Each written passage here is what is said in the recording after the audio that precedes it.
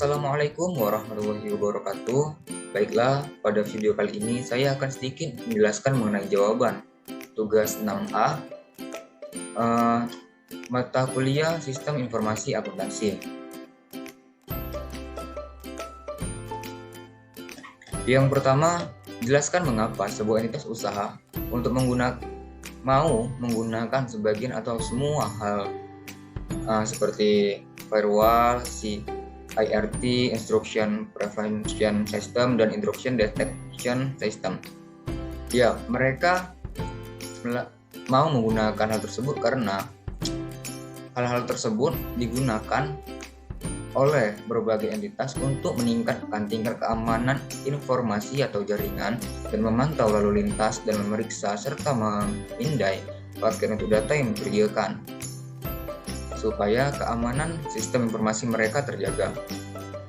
Selanjutnya, pertanyaan yang kedua yaitu di antara tiga jenis pengendalian preventif, detektif, dan korektif, manakah yang akan paling saudara prioritaskan untuk diterapkan pada sebuah entitas bisnis?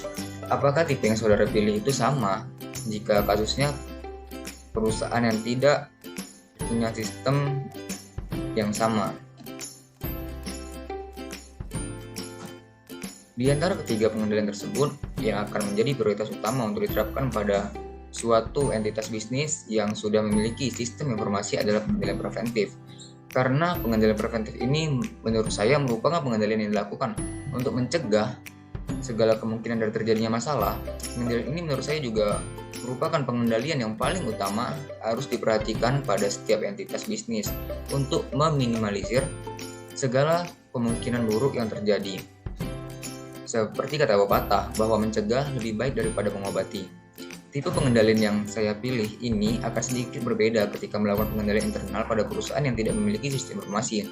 Menurut saya, untuk perusahaan yang tidak atau belum memiliki sistem informasi, sebaiknya harus melakukan ketiga pengendalian tersebut.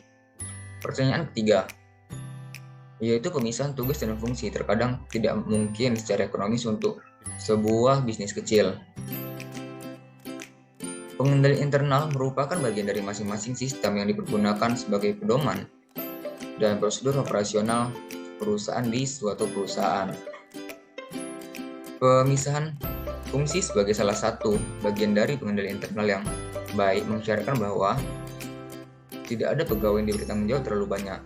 Namun, pemisahan tugas dan fungsi ini menurut saya kurang efektif jika diterapkan pada sebuah bisnis kecil dikarenakan kemungkinan bisnis tersebut masih memiliki cakupan atau segmen pasar yang belum terlalu luas.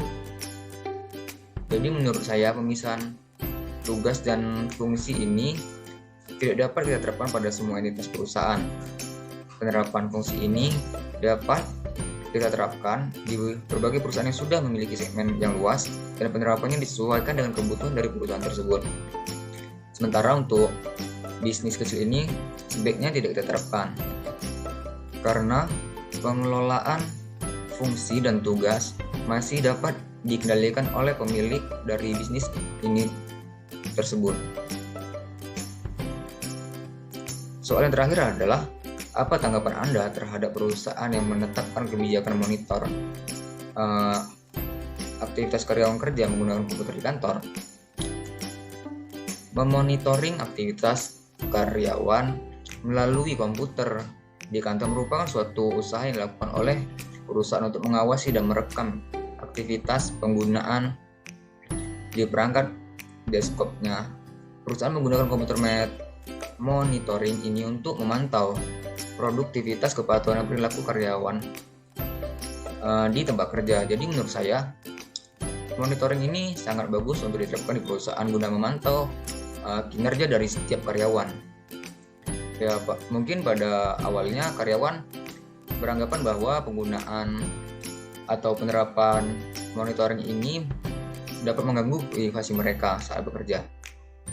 Namun, perusahaan juga harus bisa bersikap transparan dan menunjukkan bahwa perusahaan tidak memiliki niat buruk dalam penggunaan monitoring. Sekian jawaban dari saya mengenai tugas Sistem Informasi Akuntansi pada pertemuan 6 bagian A. Atas segala kekurangan dan kesalahan saya mohon maaf. Assalamualaikum warahmatullahi wabarakatuh.